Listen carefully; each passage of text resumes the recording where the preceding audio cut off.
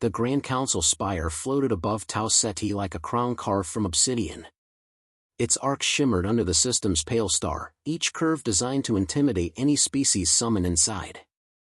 Commander Elara Voss noticed none of the spectacle as her shuttle approached. She focused on the encrypted slate in her hand, reading the Council's summons for the 20th time. The message was brief, stripped of diplomatic cushioning. That alone told her the mood inside would be hostile. The shuttle touched down on the upper platform. 2 Cauldron escorts greeted her with stiff posture, their crystalline skin reflecting the landing lights. They avoided her gaze. Most species did. Deathworld eyes unsettled them, especially when paired with the calmness humans were infamous for. As Elara stepped into the transit corridor, conversations along the walkway faded. She heard whispers carried by the filtered air. Humans accelerate too fast. They refuse to slow their research. They must be contained. She'd heard the rumors for months, spreading across the outer rim like static.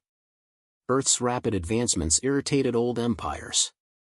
But irritation alone didn't trigger emergency summons. Threats did. The chamber doors parted.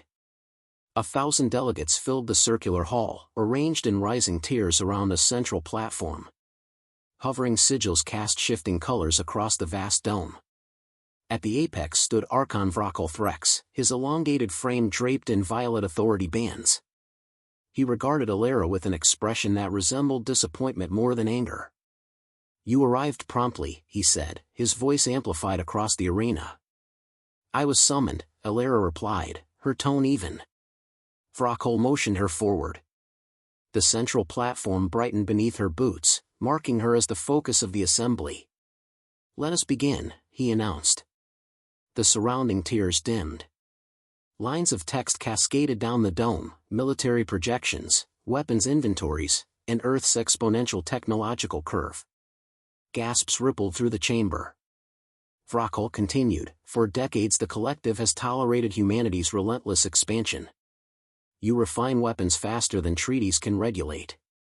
You construct orbital shields no species outside Deathworld classification requires. You upgrade fleets without formal notice." Elara clasped her hands behind her back. She already knew where this was heading.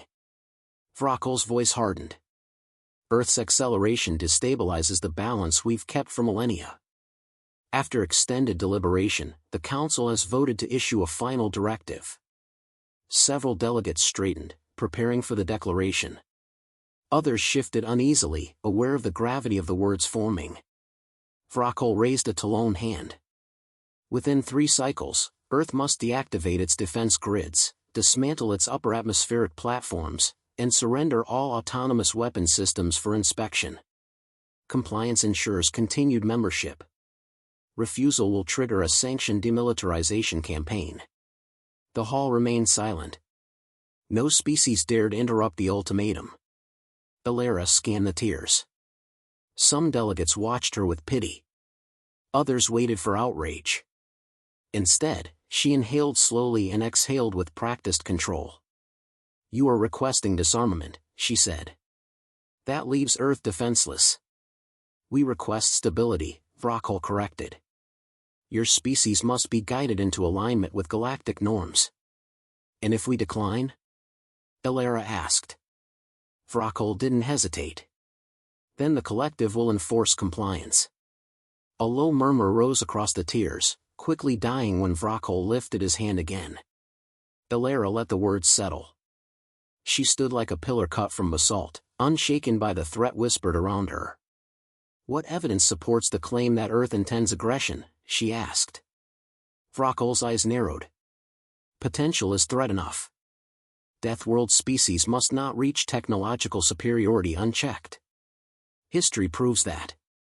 Elara responded with a neutral expression. "Humans seek survival, not conquest." "Intent is irrelevant," Vrakul countered. "Capacity dictates action." Elara noted the shift in the hall. Several minor species lowered their heads, unwilling to support a directive that could erase an entire civilization. Others nodded approvingly, pleased the Council had finally confronted Earth. Vrakul continued, "The decision is final. Submit to inspection or face consequences. Elara remained still, absorbing every detail.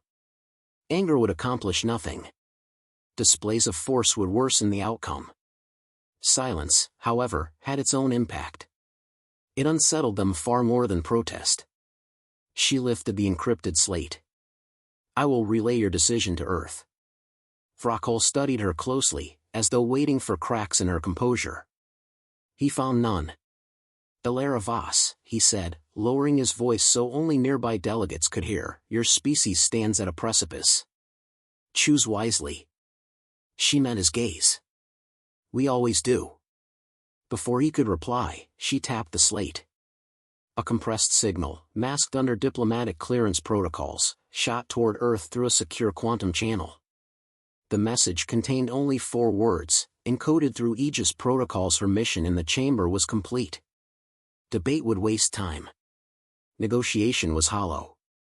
She stepped back from the platform. As she exited the hall, 2 envoys intercepted her, a slender Valari and a scaled Orinth. They exchanged nervous glances before speaking. The Archon presses too far, the Valari whispered. We warned him. Humans do not bow. You cannot win this conflict, the Orinth added, voice trembling. Submit. Preserve your world. Elara halted long enough to respond.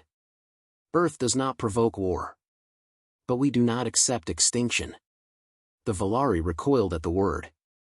The Orinth took a step back, understanding too late that the ultimatum had not cowed humanity, it had awakened something heavier.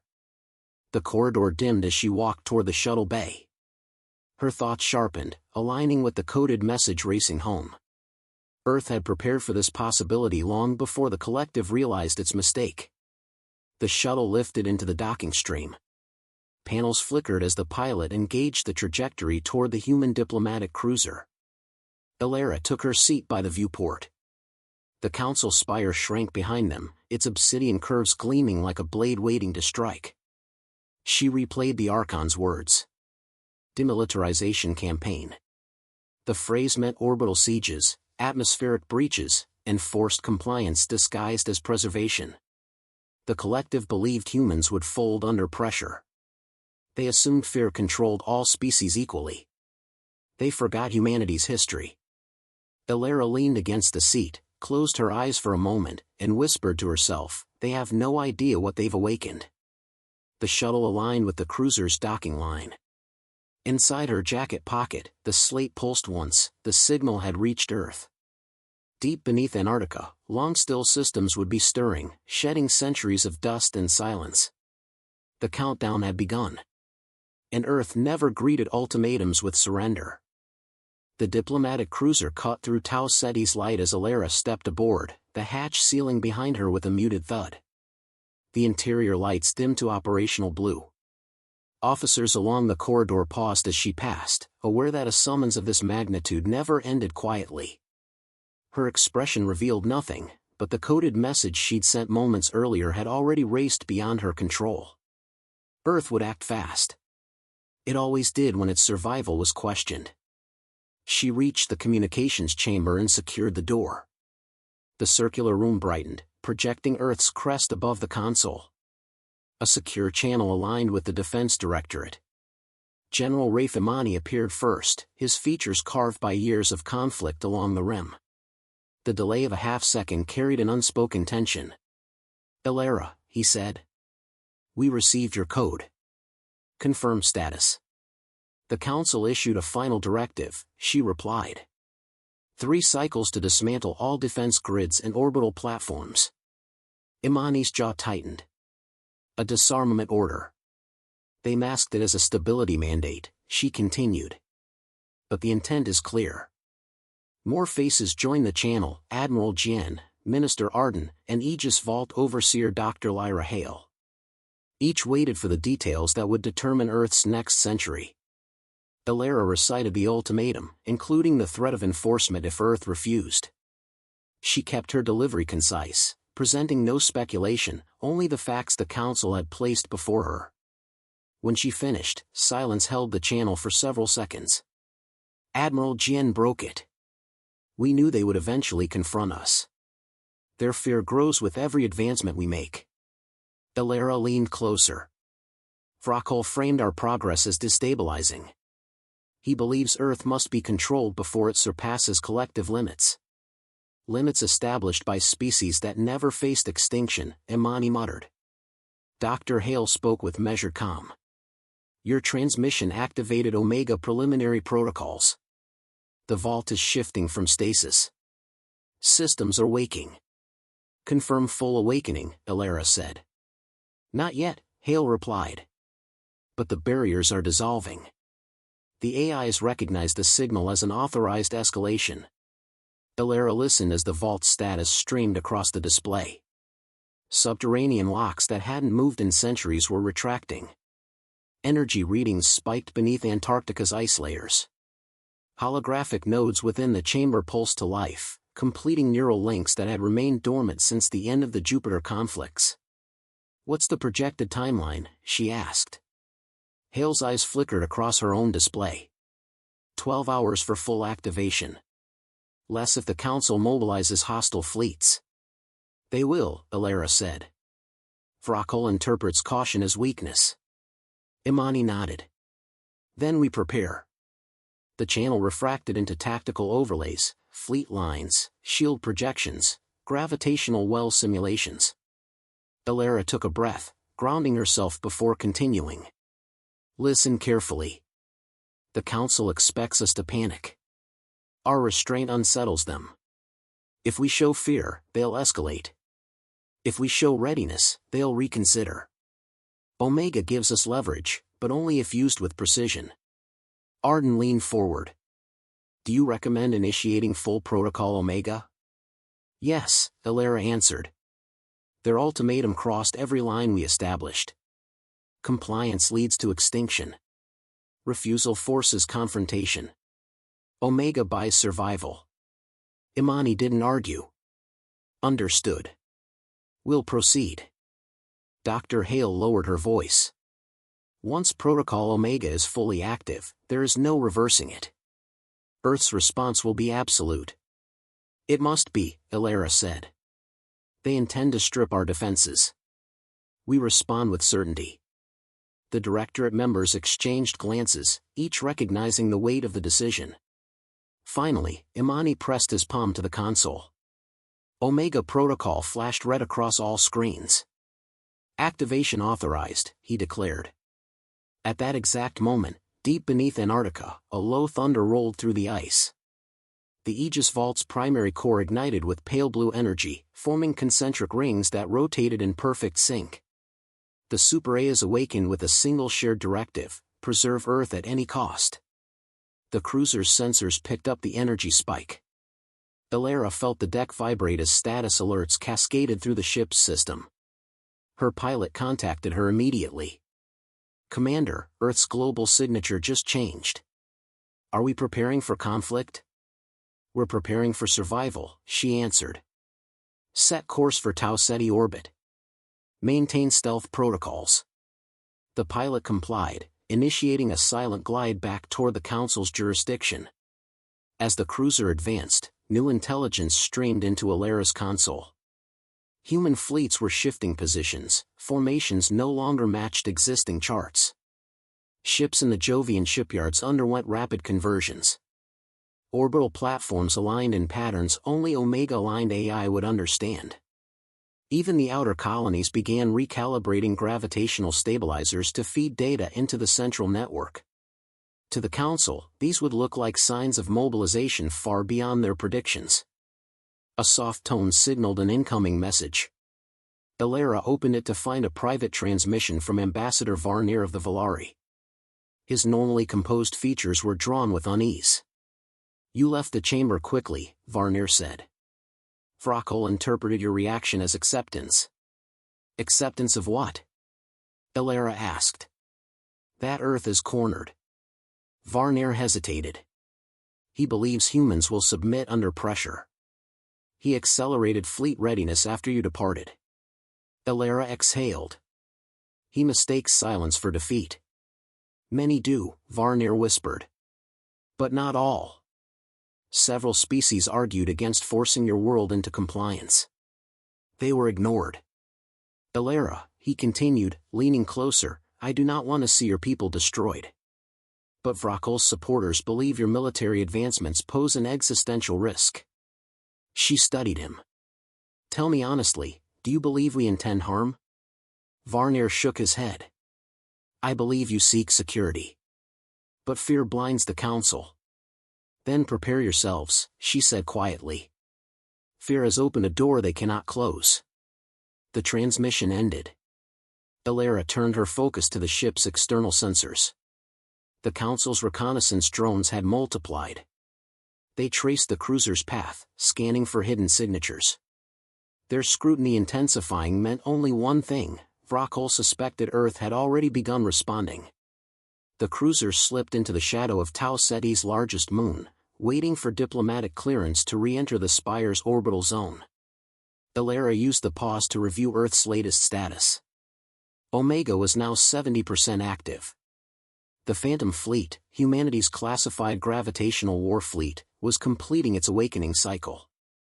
Their silhouettes emerged from concealment fields at Lagrange points, their hulls absorbing starlight until they appeared carved from night. AI-run diagnostics ran at accelerating pace, verifying readiness. Earth's atmospheric shields expanded into new configurations, forming energy lattices unseen by any alien sensors. If the Council deployed weapons, their shots would dissolve long before reaching the surface. Elara closed the report. Every system told her the same truth: Omega would not simply deter aggression. It would redefine the balance of power. The pilot's voice came through again. Clearance granted. We're returning to the Spire. The cruiser activated its engines, gliding toward the looming structure. The Council thought they still held control. They believed Earth stood isolated. They had no idea the tide had already shifted. Elara straightened her uniform, preparing to face the chamber once more. The Council would sense the change, though none would understand it yet. A notification blinked on her slate: Omega activation, 94%. The timing aligned perfectly. As the Spire filled the viewport, Elara whispered to herself, let them see the consequences of their ultimatum. The cruiser descended toward the platform, its hull reflecting the cold light of Tau Ceti.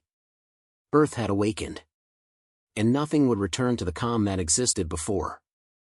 The Grand Council spire loomed above Tau Ceti like a judgment waiting to be delivered.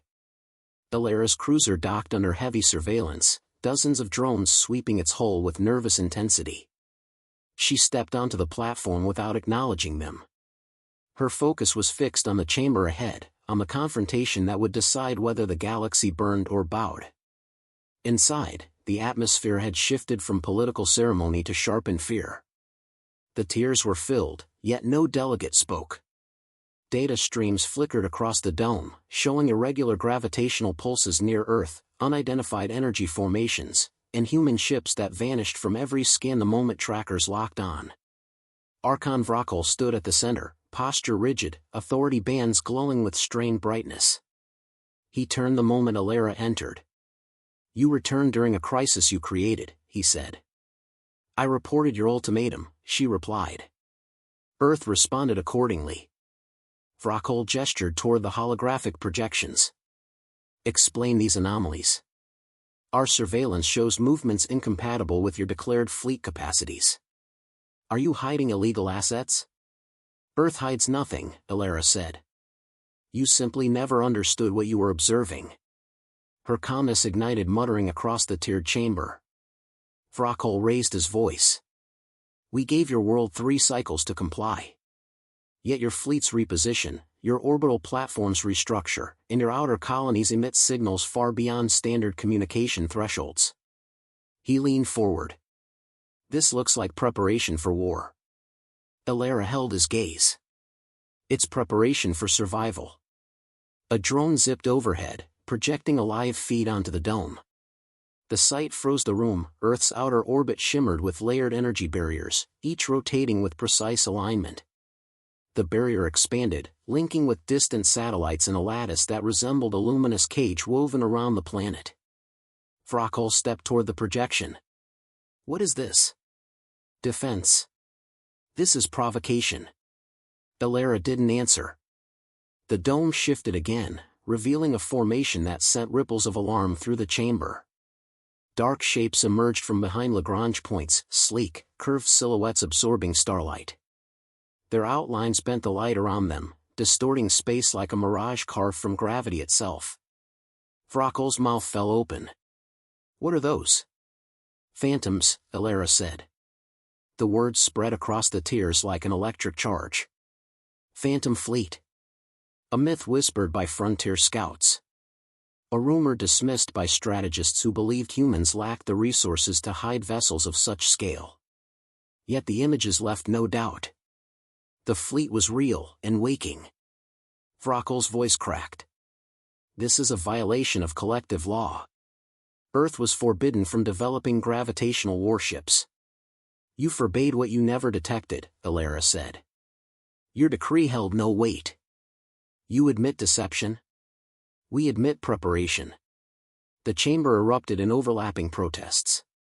Delegates shouted over one another, demanding sanctions, insisting on immediate strikes. Vrockel slammed his fist against the console, forcing silence. "This is an act of defiance," he growled. "We cannot allow a Deathworld to wield such power unchecked." Elara took a single step forward.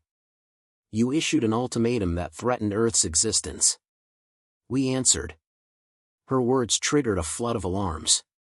The dome flickered as a tactical feed overrode every projection. The Council's primary fleet, stationed near the Sirius corridor, had mobilized. Thousands of ships aligned in attack formation, aimed directly at Earth. Their weapons charged, forming bright points along their hulls. Vrockel straightened. "They are acting under my authority. Earth forced this." Elara inhaled once, steady. "Then witness the outcome of your authority." The fleet fired. The dome lit with cascading beams, particle rays, plasma streams, electromagnetic pulses, each weapon capable of ripping through capital hulls. The chamber fell silent as the barrage crossed space in perfect arcs toward Earth. But as the weapons neared the luminous barrier, something impossible occurred. Every shot folded into itself, collapsing like threads pulled into an unseen vortex. Light dissolved. Energy unraveled. The bombardment died before touching the atmosphere. Shock rippled through the chamber. Vrockel staggered. "That's not possible." "It is," Elara said softly.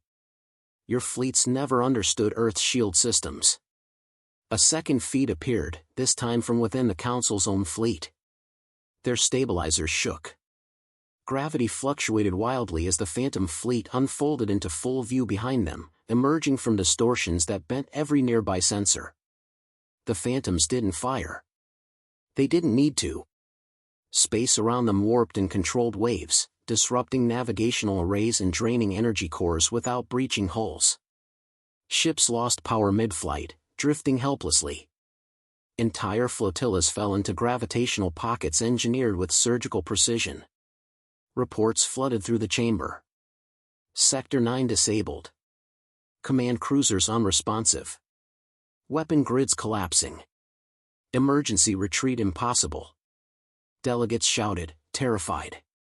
Vrockel struggled to speak, his voice cracking. "What have you unleashed?" Elara didn't move. "Not unleashed. Revealed." The chamber dimmed as the Phantoms emitted another pulse, measured, controlled, absolute. The Council fleet shut down completely, engines frozen, weapons dead, every strike potential nullified without a single human shot. Earth had demonstrated power without aggression. Precision without cruelty. Dominance without destruction. Vrockel's knees weakened. He sank against the console, trembling. "We pushed too far. You forced us to prove what we hoped would remain dormant," Elara said. "Earth never wanted war. But we will not bow to extinction." Delegates whispered frantically. Some demanded immediate surrender. Others pleaded for negotiations. None defended the ultimatum anymore. Vrockel tried to rise, but his authority had evaporated. His supporters avoided his eyes. His confidence, once unbreakable, had shattered under the weight of the truth displayed before him. Elara stepped onto the central platform. Earth issues a single directive, she said, her tone steady and resolute. No species will threaten our sovereignty again. End the ultimatum. Withdraw your fleets. Recognize Earth as an equal power. And if we refuse? Vrockle whispered. You've seen the alternative. The chamber fell into complete silence. One by one, delegates activated their approval seals. Surrender spread across the tiers until no dissent remained. The ultimatum collapsed. Compliance shifted to concession. And the galaxy learned the cost of provoking a Deathworld. Vrockle lowered his head, defeated. The Council accepts Earth's terms. Elara watched him quietly. Then the conflict ends here. Outside the spire, the phantoms folded back into the void, their gravitational wakes dispersing like fading storms. Earth's shields dimmed to stable mode, no longer blazing with defensive brilliance. The galaxy trembled not from destruction, but from revelation, a truth too vast to ignore. The balance of power had shifted. And Elara Voss stood at the center of it, the silent architect of a new era. The storm around Tau Ceti had finally quieted, but inside the Grand Council spire, tension lingered like static after a lightning strike. Delegates remained in their seats, reluctant to move, as if any sudden gesture might reignite the catastrophe they had narrowly avoided. The holographic dome still carried residual distortions from the earlier displays, flickering with incomplete data from the disabled fleets. Elara Voss stood at the center platform, her posture steady amid the confusion. She wasn't triumphant, nor vindictive. Her expression held only resolve, the same controlled focus she carried into every confrontation. The room watched her as though she could reshape reality with a word. Vrockle Threx remained seated near the high dais, his authority bands dimmed to a muted gray. The transformation in him was stark. Moments earlier, he stood as the most powerful political force in the galaxy. Now he looked like a relic misplaced in a world that had evolved overnight. The silence broke when Moderator Isin, a slender Cerati with translucent skin, addressed the assembly. The Council has acknowledged Earth's terms, he announced. But clarification is required before ratification. Elara nodded. Ask. A dozen sigils illuminated across the tiers, each representing a species requesting explanation. Their hesitancy betrayed their fear of misstepping. Earth's demonstration had changed the stakes for every civilization present. We request assurance, Isin continued, that the Phantom Fleet will not be deployed offensively. Elara answered without hesitation. Earth has no intention of conquest. Omega Protocol activates solely in response to existential threats. It will remain dormant as long as the Council respects our sovereignty. And the gravitational systems? Isin pressed gently. They appear capable of devastating consequences. They are purely defensive, Elara said. You witnessed how they neutralized your fleets without taking a single life. Earth protects itself without inflicting unnecessary damage. The explanation rippled across the chamber, calming some delegates while stirring unease in others. Vrockle rose slowly, gripping the console for balance. His gaze held the weight of defeat, yet a glimmer of defiance still flickered beneath it. You speak of restraint, he said. But your species has amassed power beyond every council restriction. What prevents humanity from deciding we, too, pose a threat? Elara met his eyes with unwavering calm. Intent. You assumed fear would force us to submit. Instead, it uncovered your misunderstanding of us. Clarify that misunderstanding, Vrockle demanded. You confused advancement with aggression, she replied. You believed Earth's rapid progress signaled impending war. You saw potential and projected destruction. But humans innovate because we must. Our history is shaped by catastrophe. Progress became our survival, not our ambition. Her voice carried through the chamber with controlled conviction. You threatened that survival. So we answered. Vrockle absorbed her words, his shoulders lowering with resignation. At last, he gestured weakly toward the Central Council seal. The directive is rescinded, he declared. Earth will retain its defenses. The collective will recognize your sovereignty without condition.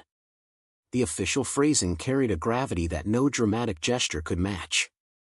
A wave of activation signals spread from tier to tier as delegates confirmed the revision. The ultimatum that had nearly pushed the galaxy into annihilation dissolved in minutes. Isin recorded the decree.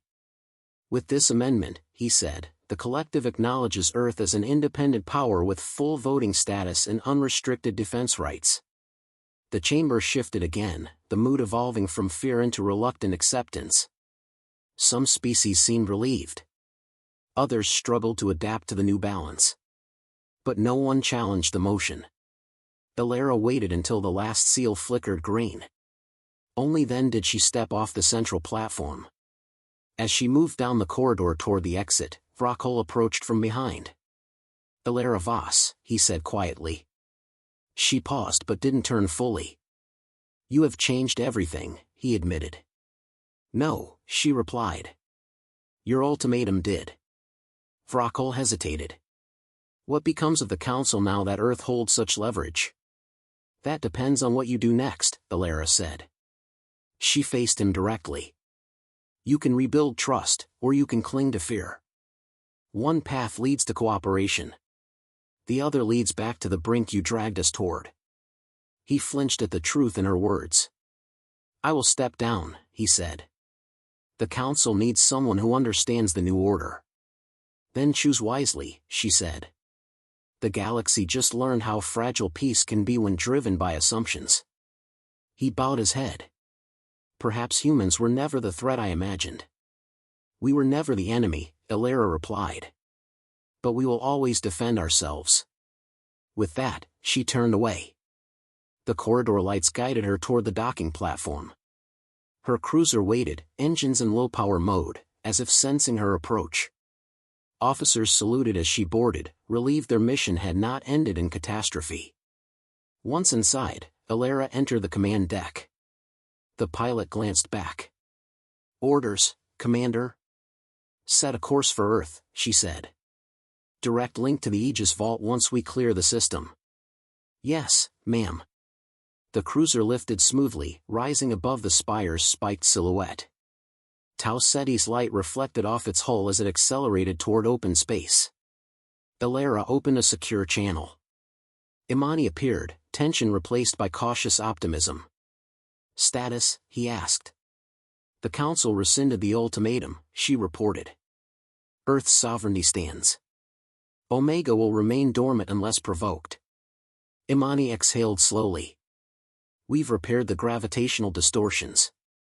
Phantom Fleet is returning to standby positions." "Eliminate no assets," Elara said. "Maintain readiness. We cannot assume this equilibrium will last." "Understood," he replied. "How did the Council react?" "With fear," she said. "Then reason." Imani nodded. "You did well, Elara. The galaxy understands humanity now." "Not fully," she replied. "But they understand enough." The channel closed, leaving her alone with her thoughts as the stars stretched into lines during the shift to faster-than-light transit. She finally allowed herself a quiet breath, not out of relief, but acknowledgement. Earth had walked to the edge and stepped back intact. But the encounter had taught the galaxy a lesson more enduring than any battle: humanity was not a force to intimidate, nor a civilization to corner. They were a species built from survival, capable of unimaginable strength when threatened. And now, every world knew it. The cruiser glided through the stellar corridor. Below, Earth's encrypted networks welcomed the returning diplomatic channel. The vault dimmed to resting mode. The phantoms descended into their veiled harbors. Shields eased into stable patterns. But the memory of their awakening would echo for generations. When the cruiser emerged into Sol's light, Elara stood by the viewport, watching Earth's blue curve rise beneath her. The clouds drifted peacefully, oblivious to the struggle waged across the stars. She allowed herself a faint smile. "We heard their threat," she murmured. "Now they understand our answer." the engines shifted pitch as the cruiser began its descent. A new era had begun, and humanity would shape it on its own terms.